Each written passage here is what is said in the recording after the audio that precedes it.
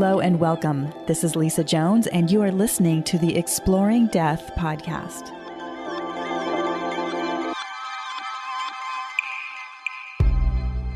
Hello and welcome to the Exploring Death podcast. I'm Lisa Jones, your host, and today I have Rick and Beth Olsen with me. In 1999, they experienced an unimaginable loss when their two children were killed by a drunk driver. The immediate aftermath proved to be a numbing haze. But it wasn't long before Rick and Beth began receiving messages from their deceased children, assuring them that they weren't actually gone, and ultimately proving the existence of life after death. Welcome, Rick and Beth. Thank you. Thank you, Lisa. Thanks for having us. Well, I'm thrilled to be interviewing you. This is an amazing topic of conversation. I've been interviewing a lot of people that have had near-death experiences, but I love the fact that you have gotten messages from your kids to assure you that they're okay, because I think so many people, that's what they desperately want and need to really move forward. And it's so beautiful that you're sharing this story with people. I mean, it truly touches my heart to know that the deepest pain you've probably ever experienced, and you're really sharing that to help other people. So first of all, thank you.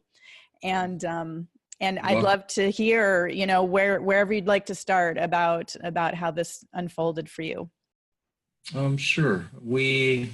This took place in July of 1999, and it was a Sunday afternoon. I had been traveling most of the week, so I was at home with the kids. Beth was off with a couple of her girlfriends, and we decided that myself and Beth and our 9-year-old daughter and 7-year-old son, that we were just going to take a quick trip to the mall because we needed to look at a few things for a new puppy that we had just bought them. And we began to drive to the mall, and what we'll do is we'll talk about the story, and then we'll circle back with all of the synchronicities that helped us to understand. We find that's the best way to help with this story. So we began to drive to the mall, and we were in a minivan. Beth and I were in the front, and the kids were in the back, and I pulled up to a stop and go lights, and we were the second or third car in line. And we heard some sirens, and we were looking around trying to see what it was, and we saw a police car coming at us from the opposite side of the intersection, and he came towards us and then made a turn at the intersection to our left, and then the light turned green, and I waited a couple seconds to make sure everything was clear because of the sirens. And I pulled into the intersection, and the next thing I remember hearing is somebody holding me and saying, "Don't move, you've been in an accident. We don't know if you're hurt yet or not." We'll let Beth take over from there. Well, sitting in the vehicle, I basically was sitting with Rick, and the kids were behind us, like he said, and he proceeded to go forward through the intersection. And next that happened was I heard a loud noise, and we spun. And I remember just sitting there. I felt like I didn't even move. I'm not sure how I didn't move. Well, I now to this day say I was encased in angels because I didn't move. So I said to the children, "What was that loud noise?" And as I turned around, that's when I noticed Josh was dead. He was already gone, and Jessica was half thrown out the window. I could hear Rick right next to me, and he was moaning, but he was alive. And within seconds, someone on his side of the minivan opened up the back door and started taking care of Rick and just kind of assessing the situation. And I jumped I looked down at my body to see what had happened to me, and I saw that I was perfectly fine. And so I jumped out the vehicle, and I right away thought, I got to help Jessica. She's possibly alive. And so I'm like, I need a doctor. And this gentleman came up behind me, and he put his hand on my shoulder, and he said, "I'm a doctor, and so is my wife. And we were right here in the intersection. What do you need?" And I said, "Help me get my daughter out of the vehicle, and let's see if we can save her." We were not able to save Jessica. We did take her to the emergency room, and that is where we had to say goodbye to her. She did not make it. That was to be asked by doctors if it was time to let your daughter go is like heart-wrenching. I said, I have to ask my husband if we can. And well, we did. So Mhm. that is our nutshell of our catastrophe story. It was the start of our journey that we were on. And obviously, like anybody in that position, we lost both of our kids. We were childless within moments. We tried to figure out what happened, why, what was going on. And it wasn't until several days after that that we went to the funeral home for the funeral director. And we walked in to the funeral home, and it kind of fit our mood because it was dark, it was dim, there wasn't hardly anybody there. And we're, hello, hello.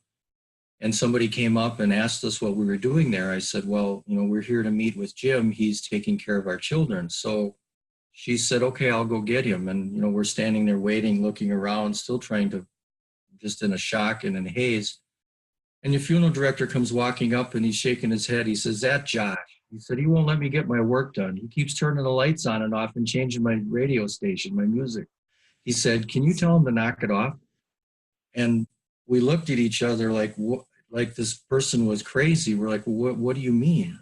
And he said, Josh is down there playing with all my electronics. He's turning lights on and off. He's changing the station. He's just having a ball down there. And that was the first instant that we began to realize that perhaps our kids weren't gone. Perhaps they were still there, but just someplace that we couldn't see, touch, or feel them. And so that was the first inkling that there was more there. And it kind of began our first steps of our journey. So then the day of the funeral, which was the next day. Yep. Beth has a friend of hers that was a medium that she had visited on several occasions. So Kathy, she's a very sweet, dear person to us. She said she would meet with us the day of the funeral. So we went to her house and we sat there for probably a good hour talking with her. She's just a sweet person. We really didn't get any messages from the kids right away. We just kind of talked about maybe this, I don't even remember what we talked about, but all of a sudden we stood up to leave. And that's when she said, wait, the kids are here. And so we sat back down, like little kids in a candy store were like, give us more. And she said, no, Jessica's here. Josh is not here. And she's like, every time she would stop to listen to something, she turned her head. And then she said, well, Josh is at Great America. That is a amusement park in Illinois. And that would be Joshua's favorite spot to go, And she said, there's no lines in the spirit world. So Josh is there. So all of a sudden she says, did Jessica like fried chicken? And I'm like, no, I have never even made fried chicken. So then we were trying to figure out what this meant. And she kept tilting her head. And she's like, yeah. She says she wants the chicken in the basket. And we were kind of dumbfounded. We were like, I'm not sure what that is. We thought maybe chicken and a biscuit cracker. We tossed around all of these different ideas. And finally it dawned on me that weekend, well, the kids died on Sunday, Thursday. So going back on Sunday, I had been with my girlfriends. We were at an American Girl doll sale. It's in Madison, Wisconsin. And we were buying, American Girls are dolls that are about 18 inches tall, and they also have stories, and they have accessories and clothing, and they have stories. And so with the stories come little pieces of memorabilia. And so I happened to be at that shopping with girlfriends this weekend and bought many things for Jessica. So that I actually have to go back and say that when we brought all the items in on Sunday, Joshua helped me. And so as I was unloading everything, I had this little chicken in a basket. And I said to Joshua, I said, do you think Jessica would like this chicken in a basket? It goes with her Josefina doll. Do you think she'd like it? And he said she would. So I put it in Jessica's pile and we left. And an hour later, my kids were dead. So now fast forward to Thursday, this medium is telling us Jessica wants the chicken in the basket. Wow. I just have to say my body is in full chills right now, which is a sign from spirit saying truth. Oh my God, so true. That's amazing. So I had to explain it to them because Rick had no idea. And Kathy, we're in tears. We are just crying. So the reality, Josh didn't need to be there because he told her in the spirit world about the chicken in the basket. And then Jess was like, yes, I want the chicken in the basket. So we had proof, ultimate proof that our kids were alive. And it was pretty amazing. I mean, we cried and we were happy. I mean, yes, their physical bodies were dead. And this is just only 4 days later. But. And then as we were getting ready to leave, she said, well, the kids have a surprise for you when you leave in the car. So, we walked out and we're looking around the car. We don't see anything. And so we got in the car and we were sitting there and we're kind of like, waiting, and there isn't anything happening. And we're like, well, I don't know what it is. I don't see, hear, feel anything. So, we started up the car and there was a song that came on the radio. And at a couple of weeks before the kids passed, we had went and seen a movie together as a family. It was the animated version of Tarzan. And they really enjoyed that movie. That was their favorite movie at that point. And the song that came on the radio was a song from the movie Tarzan, and it was called Two Worlds, One Family. Oh my goodness. So that was the song that was on the radio at that time when we got in the car. Wow. So we began to have an inkling that our kids weren't gone. They were there, just in another world. So then we started to think about the possibility that, maybe this was this supposed to happen? Was this what their destiny was, where they were supposed to be? And we started to think back about the accident, and there's this whole series of synchronicities that led up that really helped to reinforce us on this idea that this was supposed to happen. This is what was supposed to take place. We were getting ready to leave, and we were in the car, and Beth had a spot on her shirt, and she was asking, should I turn around? Should we turn the car around or not? And kind of decided, no, we'll just go ahead and we'll go there.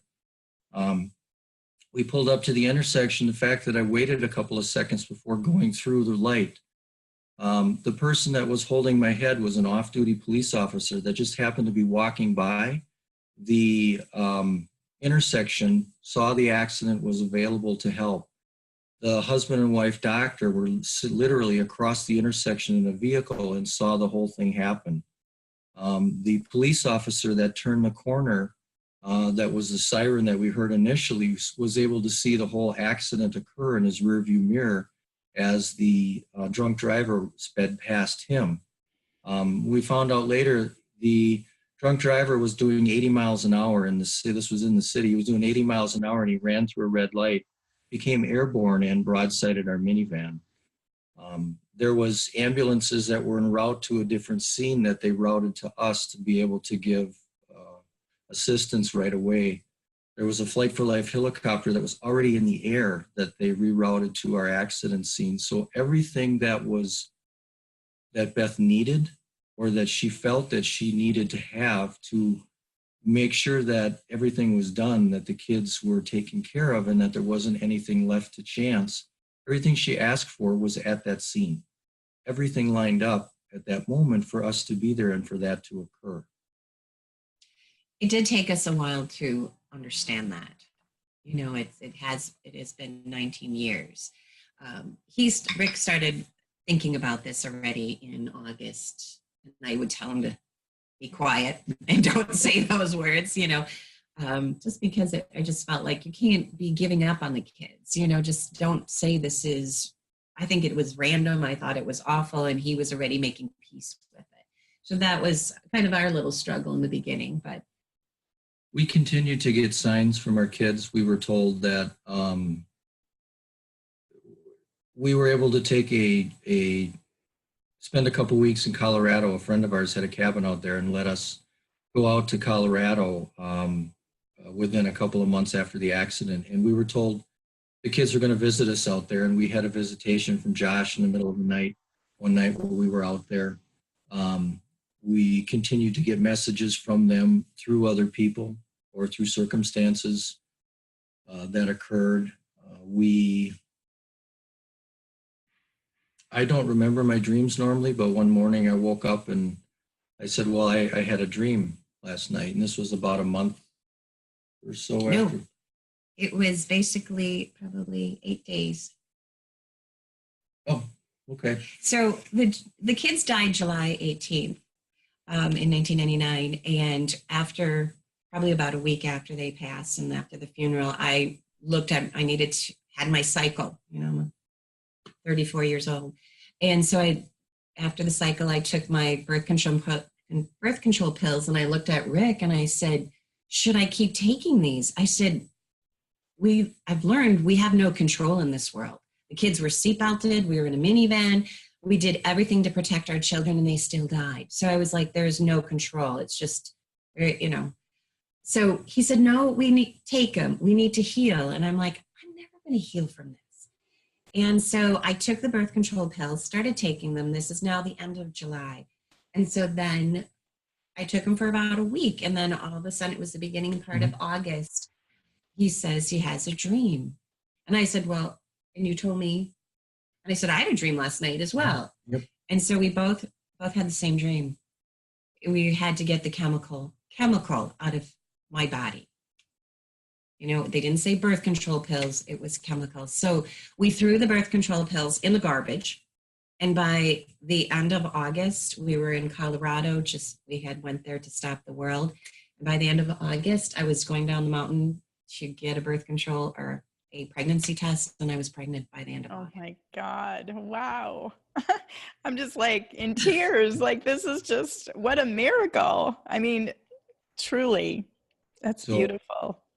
Then the circumstances of that, how it turned out is you fast forward that a year forward, Beth is in the process of, about to give birth, but there was a female doctor that was Beth's doctor at that point, and Beth had started to go into labor, and all of a sudden, when we're in the hospital, the doctor shows up, and we said, "Well, I thought you were off this weekend." She basically said, she says, "I'm going to put a live baby in your arms, regardless if I'm off or not. I'm here. I'm here for you." And she sat there with us. And I was in labor, and she was in labor, and it progressed, but then it stopped, and it stopped and stopped. And I could see this doctor getting more and more agitated. And finally, the doctor just says, "We're done." She says, "We have to do an emergency C-section right now." And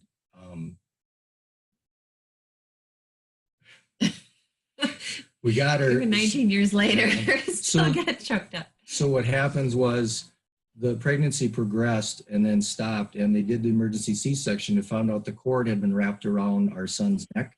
And if the pregnancy would have continued, or the birth would have continued, the son would have died. So she was there to help us to make sure that it went well. And that was the day before Mother's Day. Yeah. So Beth was able to go have a Mother's Day. She didn't have a Mother's Day without children. Without children. Oh my God. That's amazing. So your son was born healthy then? Yes. After the emergency C-section? Perfect. Yes. Yeah. Oh my gosh. I was with bated breath there thinking, oh my God, this can't happen. No.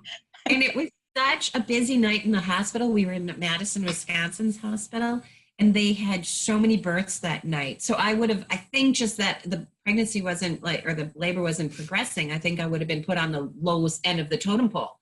So luckily our doctor was there, and she was just like, oh. Wow.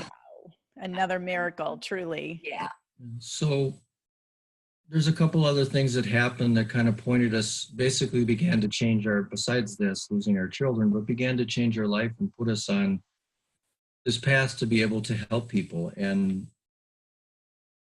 throughout the months after the accident, we tried to find ways to heal. We went to, several counselors. I mean, as Beth indicated earlier, I came to terms with it pretty quick. I just had a sense that this was supposed to happen.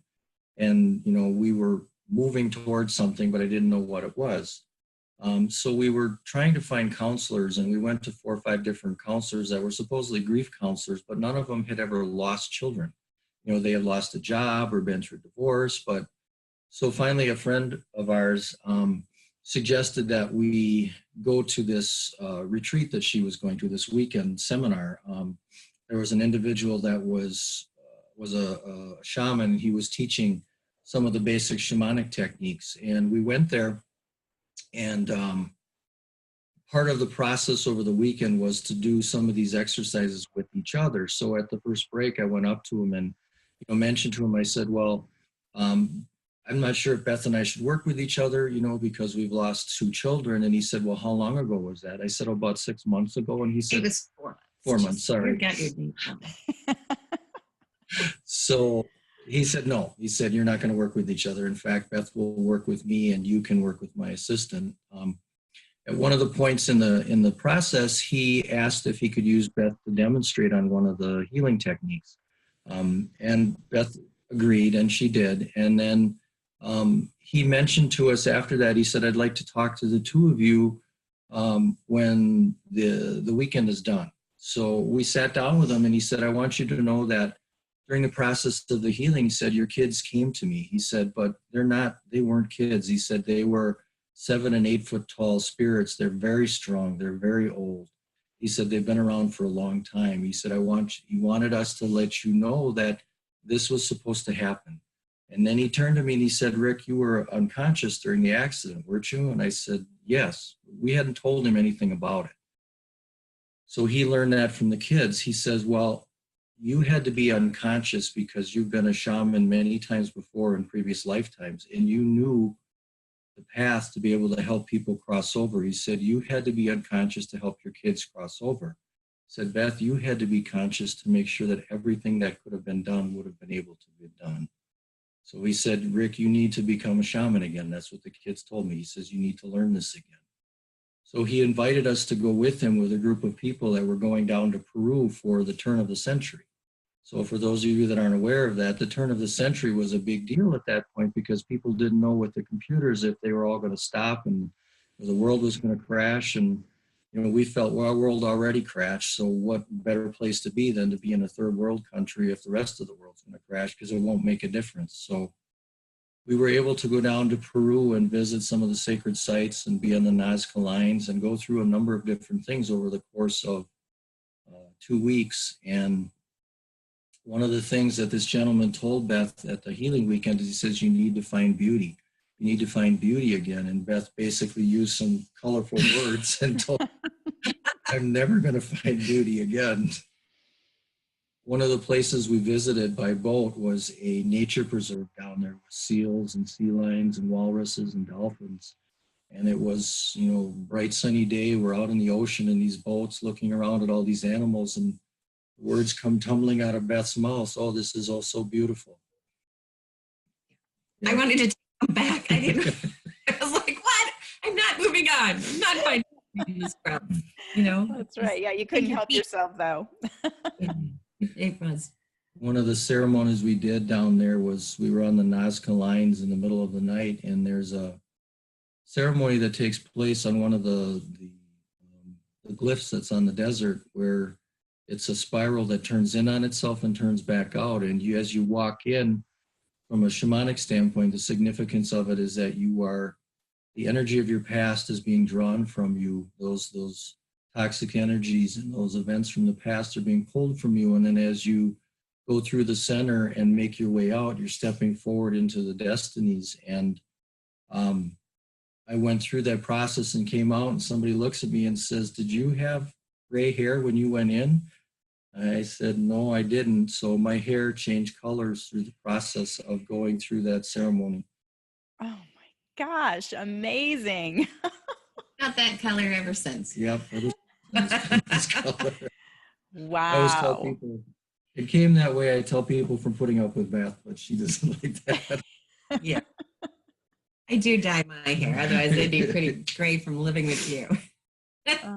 So we began to work with this gentleman on going through the process of learning shamanic healing techniques. And this is now February, and the accident had happened in July, and we were out in California at it was a Indian reserve, and there was a retreat center on there, and there was, he was running one of the classes there, and was after the class. It was in the evening, and there was Beth and I and the instructor and one of his assistants and a handful of other people. And we were in this old log cabin that had a bunch of track lighting in it. And we were practicing learning how to sense energy from people. And all of a sudden I felt this, I was kneeling over this individual with my hands over him. And all of a sudden I felt this rush of energy. And then the next thing I recall, Alberto is his name. He's saying, "You have to get up, you have to move." This is an amazing story. So like Rick said, we were sensing energies on someone who was laying on the ground. We were just sensing their energy. And I looked up there on the wall, there was a window, and I saw a bolt of lightning. Basically, it was a white flash. And I thought, oh, it's thundering and lightning here. And then the realization, it was California, that it doesn't rain very much in California, then came into my mind. So I'm like, why did I see this lightning outside? Well, that lightning came in and went to Rick and struck Rick, basically. But it wasn't like a big bolt. It just was energy, I think, that entered Rick. So what happened then was, this was an older building. It had track lighting, these gold track lighting that were up in the ceiling. One just started flickering. And then Alberto comes over and starts talking with Rick about how he has to move and get moving. I'm just sitting there. I still have no clue what's going on, right? And all of a sudden I see another one starts blinking, and Rick is not moving. Rick's not talking to Alberto. He's just basically sitting there with his hands on his legs, and he's just breathing. His eyes are shut. He's just sweating profusely. And probably after 5 minutes, you were able to stand up. And Rick is a 4th degree in Taekwondo. So Alberto said, start doing your form, start moving this energy. And so Rick starts doing his basic form. In the meantime, now it is strobe light. We've got all of these, the whole track lighting is like flickering. It was crazy. It was beautiful. I mean, I wish we had iPhones back then. We had flip phones back then. One of those. Otherwise, they would have been taping it. And eventually, you had, Alberto explained to us to go outside, ground your feet, and you want to explain what he explained? Ground the energy. Mm-hmm. So this energy, every time I began to move, I could feel these waves of energy coming off of me, and I wasn't with it. I didn't feel like I was with it. I was still out of it. And the more I moved, the more these waves of energy were coming off. And Alberto said, go out and ground the energy, ground it into the earth. He said, you have to release this energy. If you don't get this energy to move through you, it's going to settle in your joints and you'll end up being crippled. He says, you have to get the energy released. So we went through that and we did that. And, we started to talk with Alberto after a little while. And he said, you know what happened? He said, I have no idea what happened. He said, well, go get some sleep and we'll talk about it in the morning. So we were staying in a smaller cabin, and we went back there, and I'm just buzzing. There's no way I'm going to sleep. So I'm making a fire in there, and Beth is 5 or 6 months pregnant at this point, 6 or 7 months pregnant at this point, and she's telling me to knock it off. We're in California, and I'm pregnant. Like, go outside. So we tried to lay down, and Beth actually had to turn and face away from me. She said, I can't face you. She said, I'm getting nauseous from all of this energy off of you. So I went outside, and it was for me, it was an amazing experience being outside that night, because it was like I could feel everything that was around me. I could sense the animals, the birds. I could sense who was out there, what was out there. There was a connection between all of that stuff and the ground. And then I only got a little bit of sleep that night, but when we talked to Alberto the next morning, he explained, he says, there's 3 traditional ways that people are called to shamanism. He said one of them is to get some type of an illness, terminal illness, a severe illness, and end up healing yourself. The second is to have a major catastrophe in your life. And the third is to be struck by lightning.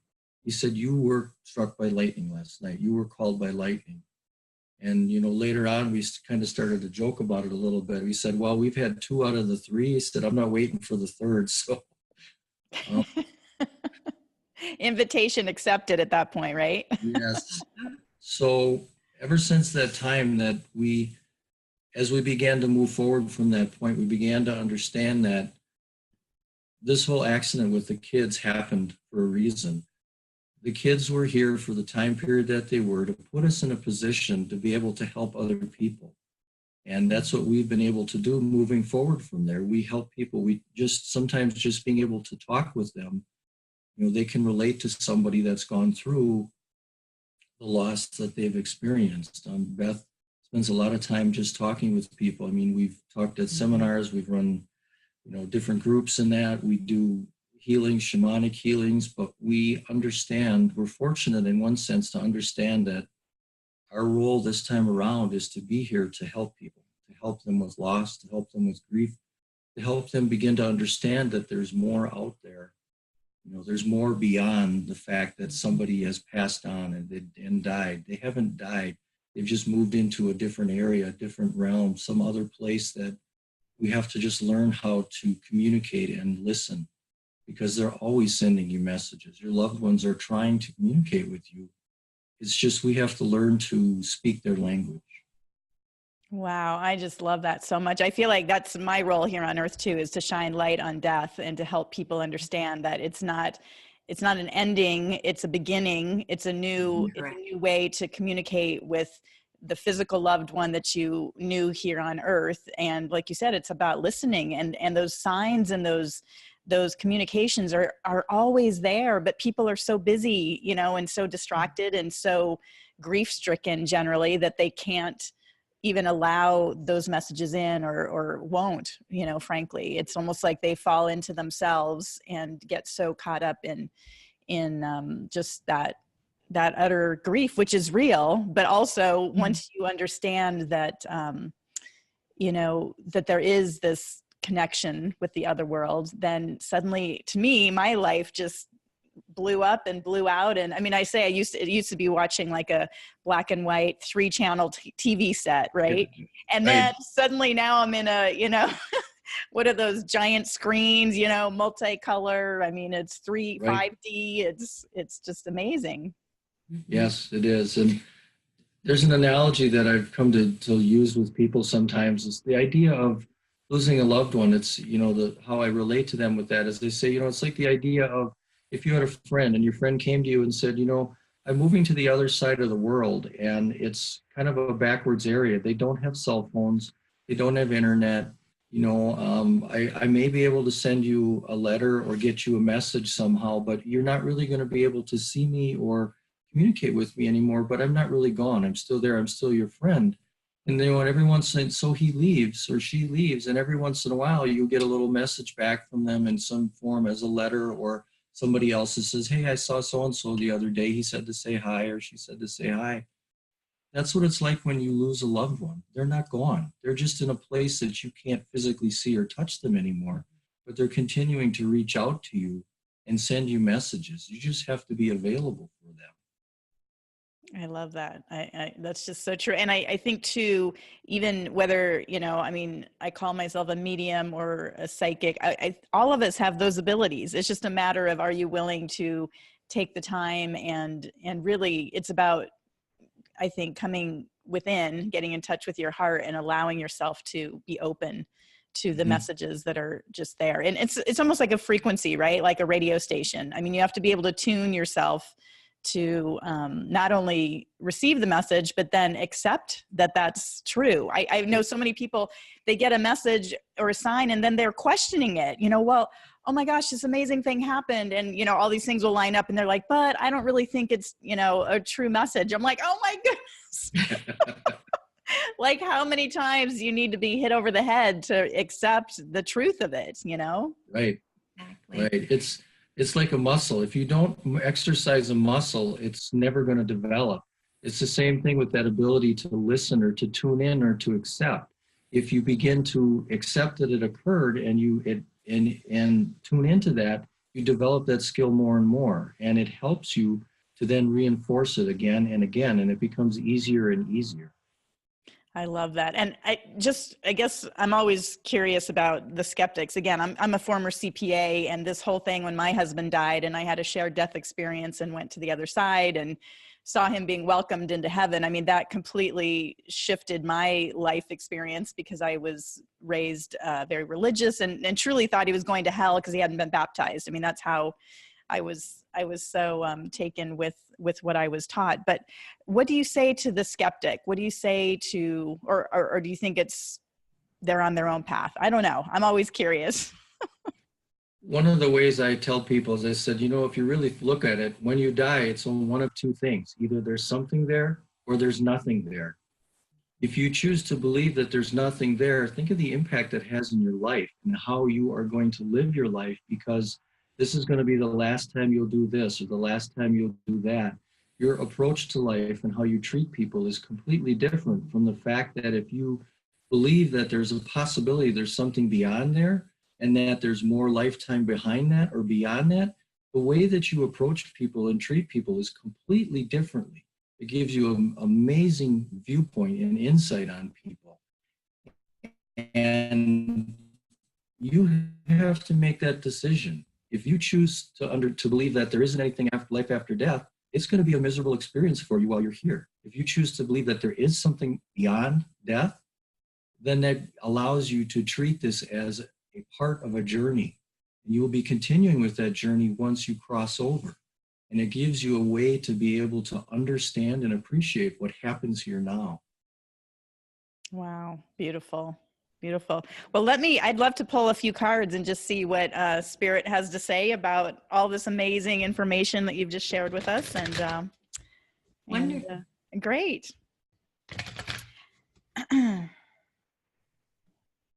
Let's see here. Okay, the first card is usually the blockage card. And so the first card I'm getting is leadership. And what's coming through to me on that is, it's not that that's a blockage for you guys, but that's like such a huge part of what you're doing. You're the leaders of this, and it's expanding and growing, and really just getting this message out to so many people is so helpful. My whole body right now, I just want to tell you, is on fire with like truth. That is so true. And so your action card is essence. I mean, there's really nothing more that you need to do than to just be 100% yourselves and to share. I mean, the story today that you've shared is just, I mean, that is the essence of who you are and why you're here on this earth. And it's just such a blessing. And then your outcome card is opening, just that you're opening people's hearts. You're truly, I mean, the word coming through is way showers to the people on this earth. And it's such a blessing that, again, that you've taken the time to share the story. And I know you do workshops and other things, and I'd love for you to tell everyone listening how to get a hold of you. Yeah, there's a couple ways people can get a hold of us. The main way is we have a website.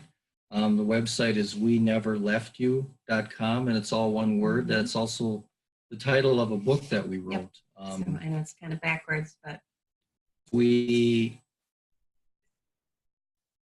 after we had the experience with the chicken in the basket, within a couple hours after that, we were at the funeral, and we had decided we were going to keep the story to ourselves. But when we got there, our families were all distraught, and we shared the story with them, and you could see the glimmer in their eye and the hope, and they changed a little bit. And then throughout the course of the funeral, we could see that our family was beginning to share that with other people, and you could see the relief and the hope that it gave them. And Beth looked at me and said, "We have to write a book." Said, "This story isn't for us. This story is for everybody." And it took another 15 years before we wrote this book. But the book that we wrote is actually the story of our journey over the first year after the loss of the kids. And we put it out there because we have found that it's extremely helpful for people with loss, because it takes them through the process we went through from the standpoint of losing and what it felt like and the emotions. And so we have found that it's one of the few, we've been told it's one of the few books that people can read after they lose somebody, because most of the books out there they can't relate to. So We Never Left You, I'm sorry, I'm kind of rolling around here a little bit, but We Never Left You is the best way to get a hold of us. And that actually, the title of the book came from Josh. It was the message we got from Josh. He had basically told us, you know what, we never left you. We're still through here. a medium. Through a medium. He said, we never left you. Oh, that is beautiful. And I'm just curious. So is there one, is there a shaman technique for people, or I guess I'm just thinking, is there one thing that you could share with maybe somebody listening right now that's lost somebody recently, and what can they do to move forward? When you begin to understand and accept that death is not final, that there is more beyond that, and that if you begin to look at it from the perspective of there's more past this, your children, your loved ones, your spouses are not gone, they're just in a place that you can no longer touch, and you understand that they're okay. Because when they do cross over, they are okay. That's always people's biggest fears. If you can accept those two things, it helps the process of healing and understanding move forward. And now those are the two biggest parts that we talk to people about constantly, is understanding those and accepting those. Beautiful.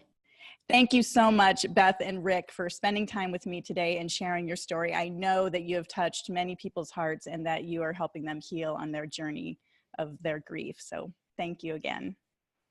Well, you're welcome, and thank you for having us. Yes, thank you. We always welcome these opportunities, so thank you. Excellent. Thank you for listening to the Exploring Death podcast. This podcast is for entertainment purposes only. Before you make any financial or legal decisions, consult a professional.